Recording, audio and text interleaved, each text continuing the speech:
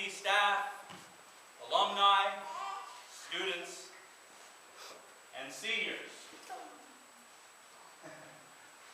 It is customary to begin an address at an occasion like this with a bit of humor, a joke to break the ice and make you all more sympathetic to what I might have to say. This can be the hardest part of a speech, I am told. That being the case, I am quite fortunate that the very fact that I am giving an address as a headmaster of a school that I helped to start is really quite funny. I am the joke at the beginning of the speech. If you were aware of the whole truth of things, you would have given me my laugh when I first stepped up to this podium, and then we could have moved on to more serious things. And to all those who were aware and who stifled their laughter out of a courtesy that I do not deserve, I thank you all the same. Welcome. Now, on to those more serious things, before there are any other bad jokes. Jonathan, Luke, Peter, and Andrew. There's a poem in the freshman curriculum called Under the Greenwood Tree, which I believe expresses an important theme of this year, this first year of the resurrection of St. Gregory's. It is a poem by William Shakespeare, and as it ends, it thrice calls out a mysterious word. Duke Dame, Duke Dame, Duke Dame. Now, seniors, can you tell me what this word, Duke Dame, means?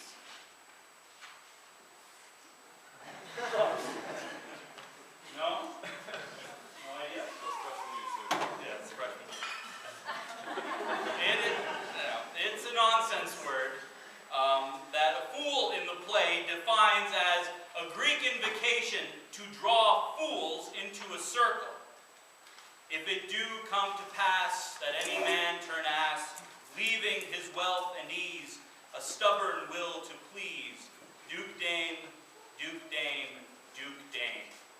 Now, this is where I resolve some of my discontent over those many graduations when Mr. Clark would continually look over his shoulder at the graduating class. Draw in, seniors, to a circle. Here, 2 on this side, 2 on this side, so I can see you. Bring your chairs, bring your chairs. Seriously, right here. Duke Dame, Duke Dame. Here shall he see gross fools as he, and if he will come to me. Here we are, seniors, all fooling aside. If there was ever anybody that you reminded me of this year, it was, and still is, and this is serious, very serious, Robin Hood's Merry Men. Think for a minute. Here we are, homeless but happy, living a life of refuge and community, preparing ourselves to right the wrongs of society. Why not? Making our hearts ready to help those in need, and living a life infused with a merriment that is manly and mysterious. Seniors, Jonathan, Andrew, Luke, and Peter, if you were anything this year, you were merry men. The most important aspect, perhaps, of this comparison is that Robin Hood's merry men were not afraid to take the risk of being outlaws for the right reasons, and neither were you. It is a challenge we all have to face in a world that has gone mad and whose laws are oftentimes the ways of the lawless. Here at your academy, you embraced a code, an outlawed code of holy chivalry and holy roguery. Have you ever thought about what that code means?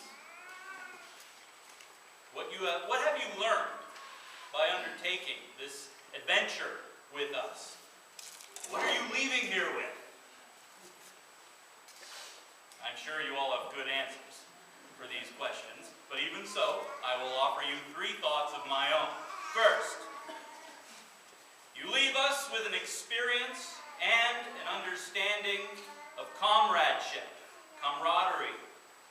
Robin Hood would not be the same without his band of merry men, and we would not be the same without our friends, without our partners, those people we love and trust. You all know that very well.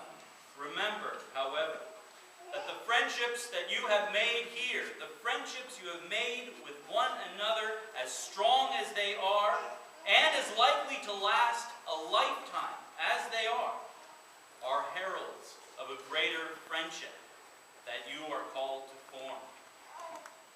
I will not now call you servants, but I have called you friends, spoke our Lord to his disciples, his friends.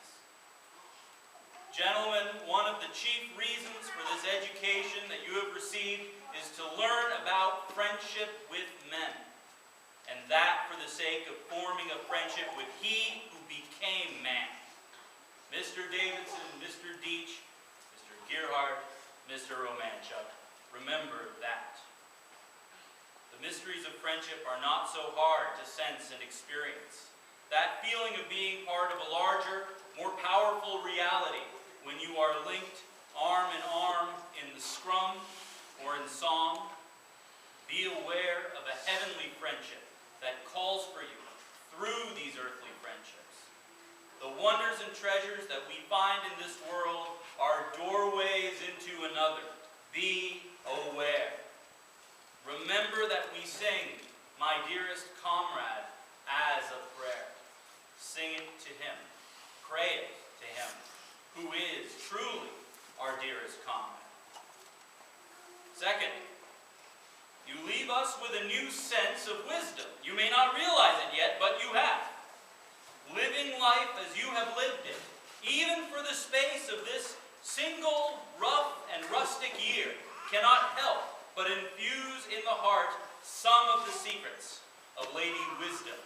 Remember, Robin Hood and his men were ever wary in their comings and goings, and ever full of the wise old saws of the good gaffer Swanfold, as an egg is full of meat.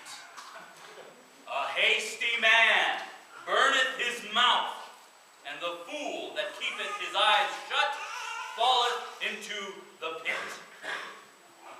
Yet, remember too, that overcaution spilleth the milk. Your experience of life here at Gregory the Great, sequestered as it is, has opened a horizon before your eyes and brought you into contact with the world, and with many of its rougher edges too. From harsh weather to human weakness, you have had a taste of inconvenience, but you have been shown, I hope, that inconvenience is, as Mr. Chesterton said, an adventure taken in the wrong frame of mind. I'll not soon forget those incredibly treacherous, terrifying trenches you boys carved through the snow from the lodge to the lake house, calling them footpaths, and watching Jonathan Gerhard soldier through them many a day on crutches. If he was annoyed, he never showed it. Mind the gaffer. He who is fat from overliving must needs lose blood. And so you have bled, both gladly and gloriously, and learned how to live leanly. You have all heard a song of rough and ready wisdom, but it is a song you do not quite know yet. Practice it. Refine it like silver in a fire. You are ready. You have felt the sturdy wisdoms of a simple life, as Robin Hood and his men did. Better a crust with content than honey with a sour heart, as the gaffer said. Or again, gold is an overheady burden for a two-legged ass to carry. The wisdom you have learned in our community is a forerunner, or perhaps even a corroborator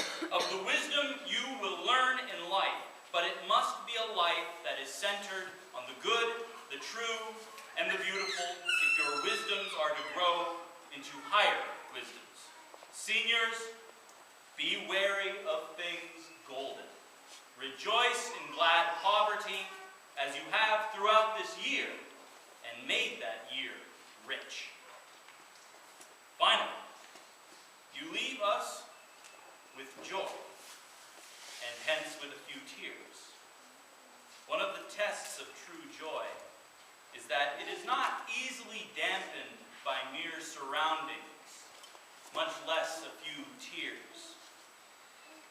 Just as John Bosco rejoiced to have a dilapidated barn full of dung for the housing and education of his boys, so too did we rejoice to give you, our boys, Chestnut Grove. Right? Though it wasn't exactly full of manure, not before we took it over anyway, this hideout, our hideout, this year, posed other challenges. But none, I feel confident in saying, which ever threatened the happiness of our hearts. It was a good year because, by whatever miracle, it was a joyful year. A house of joy, with Mr. Deach and Mr. Gearhart serving as our pioneers, and Mr. Davidson and Mr. Romanchuk falling into new steps of an old dance. You four are a merry four. And the joy we experience this year is in no small way attributable to you and to your own joy. For that, we all owe you, seniors, a great debt of gratitude. For happiness is the key to health and holiness. And happiness has been your gift to St. Gregory's this year. Now, it falls to you, as the merry men you are, to bear good news, to deliver the doomed, to soothe the sorrowful, to harangue the hard-hearted. All things Robin Hood and his men are famous for. Seniors, you have been a hidden legion of yeomen. Now serve God's people. Give gifts as unseen guardians. Move benevolently among those who have not yet won their freedom from earthly cares. Graduates, play in the presence of the divine as the merry men you are. Fight as warriors, fight as those who are in on an epic inside joke that the battle is already won. And so laugh as you swing your staves and loose your shafts and fly before the foe. Gamble in the great game of human redemption with confidence and courage. The merry adventures of St. Gregory's are similar to the merry adventures of Robin Hood because both are a precursor to an ultimate and eternal merrymaking. As Robin Hood flew to Sherwood Forest, so you flew to this school, this band, to arm yourselves against heart sickness through a beautiful education, to be drawn out of darkness into light. Here, through your efforts in study and brotherhood, I hope that your hearts have been sealed with the lust for life. If anything, I hope you have learned to laugh, and laugh heartily. As you know or can tell by now, this school is very serious about being unserious at the right times. And the wisdom of the greenwood tree assures us that such doings prepare people for life. It is strange how sanity requires an occasional fling with insanity in order to remain sane. Only with this healthy balance can we appreciate the world and find in it the merriment of new life, new laughter. My parting words to you are a piece of advice. It is something I have said often over the course of this year, especially to the freshmen, and the freshmen will just have to bear hearing it again. It is a piece of advice that bespeaks the reality of what you have done this year, and what many more, God willing, will carry on after you have left. Always keep in mind, and Luke, Peter, and John, that nothing worth doing is free of peril. Remember that, and live by it. use this year as a model for doing things worth doing, and take the risk of doing those things. Take the risk of being merry men in a miserable world. Take the risk of being apostles, of being Don Juans, Don Quixotes, or merry men. Run the risk, and may you run it well. You may think that all this comparison to you and the merry men would make me Robin Hood. That is funny. You are mistaken, and if those were your thoughts, I am wildly flattered. I am not the captain of these merry men. It is another. The ancients worshipped Apollo, god of poetry, the word, the god of music, the god of creation, the god of light. That god of sun has often and rightly been understood as a symbolic and poetic foreshadowing of the Son of God. And it is He, it is Christ, who is our great archer. It is He, it is our Lord, who is our thief in the night, and the leader of our outlaw band. Serve Him well, seniors, graduates, alumni. From this day forth, as well as you served Him over the course of this merry year.